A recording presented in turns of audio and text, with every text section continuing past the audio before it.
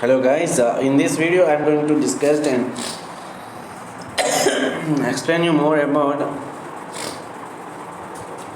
MySQL, how to import and export the database.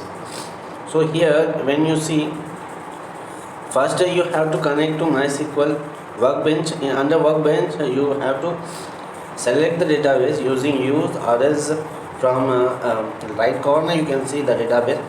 You just have to expand the database. Under database you have to select some table. Under the table just right click there. You have options to export as well as import. When you select the export, there you have the options to select which all column you have to export. After that, just use the options whether you have to export as a CSV or JSON format, and which location you have to export it. Just select that location, and once you select all the stuffs, then you have one more options: prepare export or export the data to file. I'm selecting both the format.